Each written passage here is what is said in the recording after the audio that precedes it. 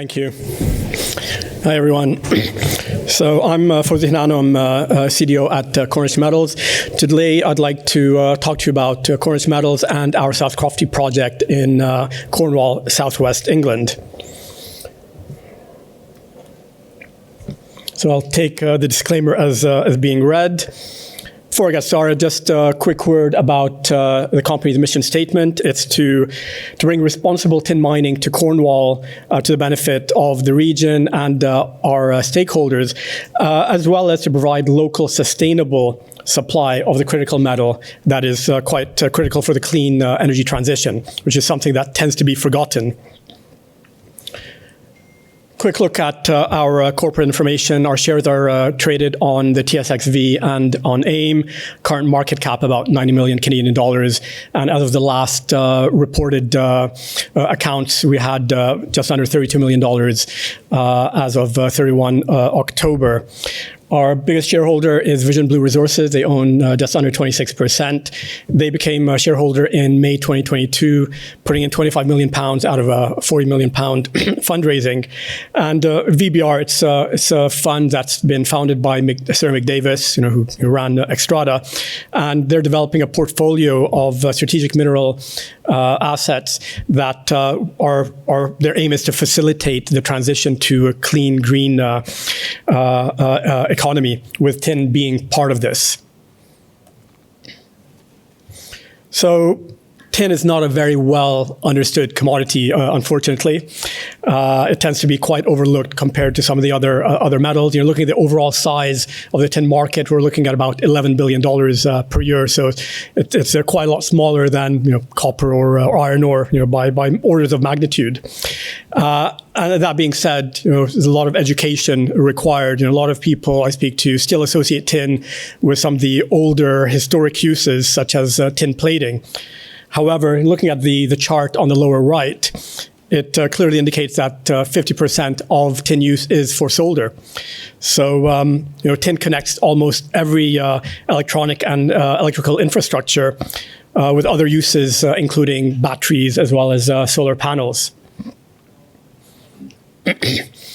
The energy transition is the biggest long-term demand driver for tin, as well as other commodities, of course.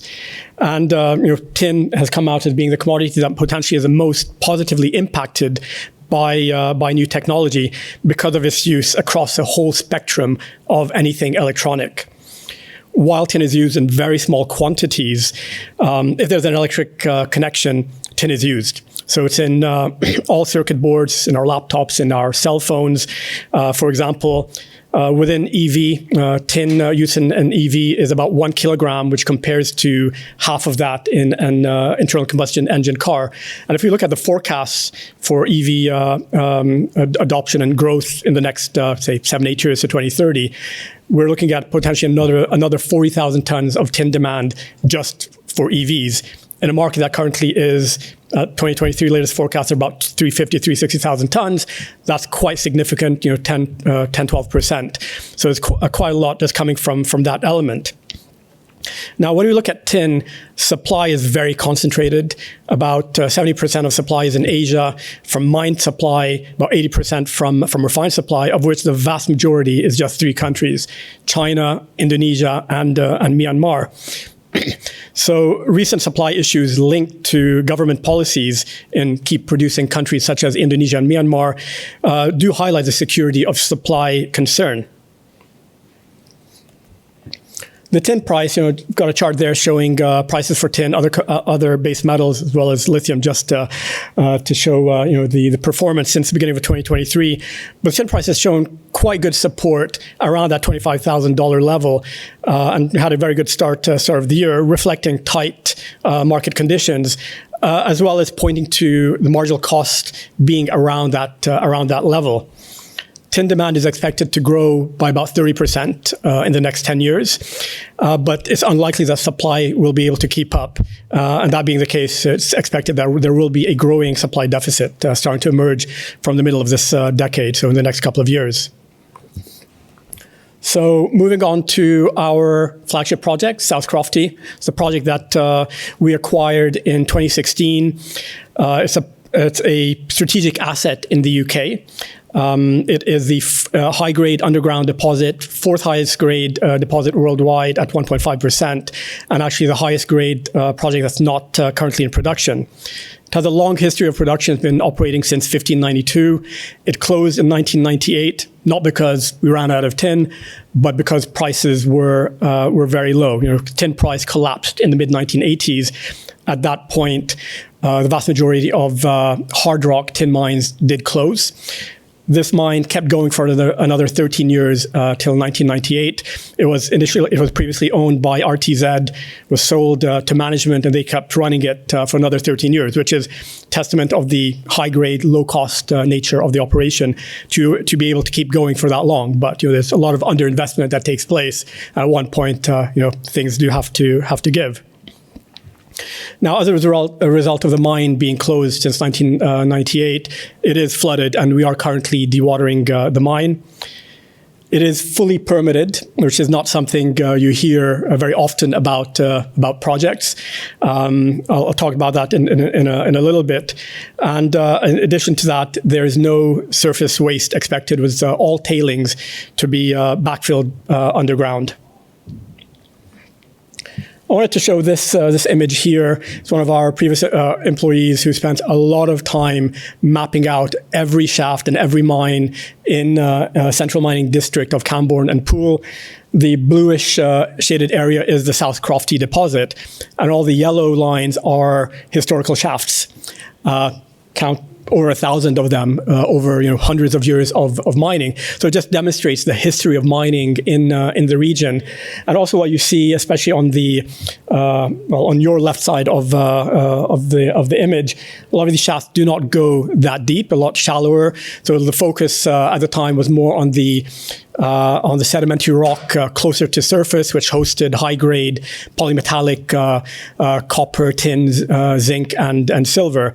As you go lower down into the granite, it becomes high-grade tin, a lot of which has not been extracted. So there's a lot of potential to expand the resource at South Crofty within our mine permit area.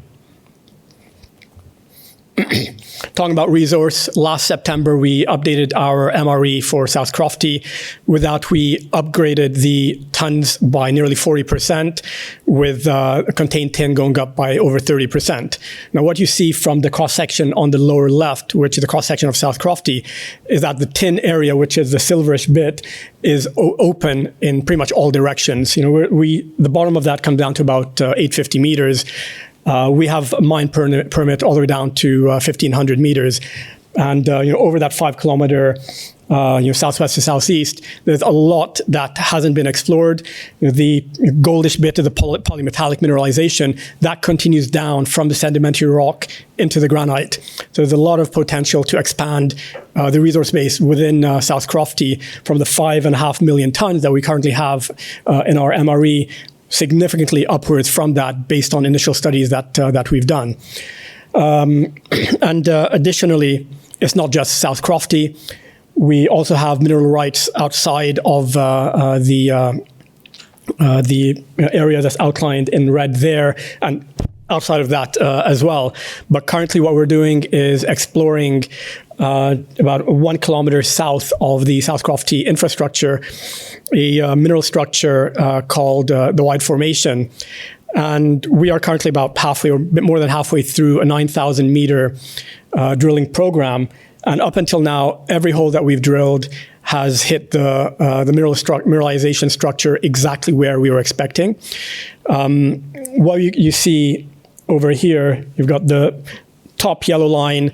That's a structure called the Great Flat Lode. That's been mined through the 1900s. And below that line, exactly parallel, about 300-400 meters below, is the Wide Formation. Through a drilling program we did in 2022, we intersected that. That's a structure that's never been mined before. And so that's really what brought on the current drilling program. So far, we have proven a strike length of 1.6 kilometers over about 500 meters of down dip. But in addition to that, we've identified additional structures. The little red bits that you see there in between the Wide Formation and the Great Flat Lode, as well as, if you see that lower yellow bit on the top, that's a splay from the Great Flat Lode that's never been mined before and doesn't seem to have been known or identified previously.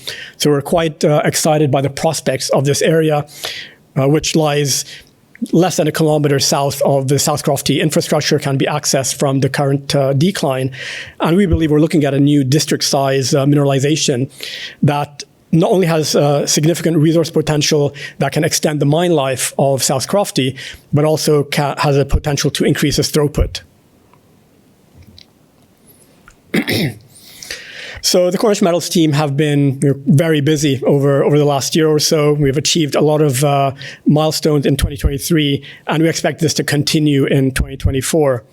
As I mentioned, we updated our mineral resource last September with a significant addition to tons. We've built and commissioned our water treatment plant, which is on the top of the page, and we officially launched that in October of last year. Dewatering started in November. The metallurgical drill program has been completed, and we've received very positive results from ore testing work that we've done. Ore testing is probably the only I guess, change or difference compared to when the mine was operating 25 plus years ago. And from the results we got from the test we did with TOMRA, we're looking at in excess of 50% waste rejection with only about a 3% metal loss. So that has strong potential benefits towards capital and operating costs. The feasibility study is advancing with many of the components completed. We expect to have every component of the feasibility study, with the exception of underground infill drilling, completed by the middle of this year. And we've also recently announced that we will be publishing an updated PEA in Q2 of this year.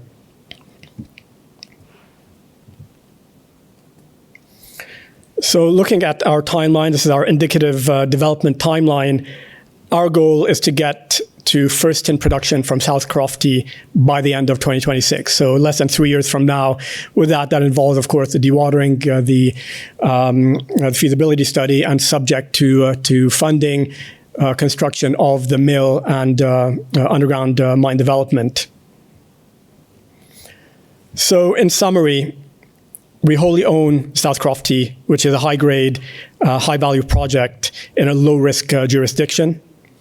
The project is fully permitted. We have underground mining permits up until 2071, as well as having the planning permission to build the mill and associated facilities.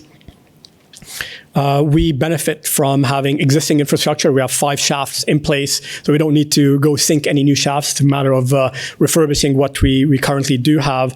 We have strong local community support, as well as local government support from the councils, and growing support from the UK government as well, who identified tin and made tin a critical metal. It is a critical metal in the UK, as well as the USA and Canada. There's a long operating history, so we have a lot of data around the mining, processing, and recoveries of the ore. There is, as I mentioned, significant resource growth potential within South Crofty and near mine prospects. And this is going to be a very low impact underground mine with no surface waste. And in summary, tin is a critical metal.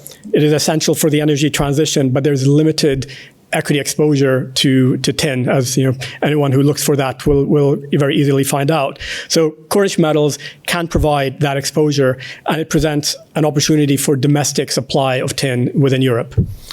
Thanks for your attention, and happy to take any questions.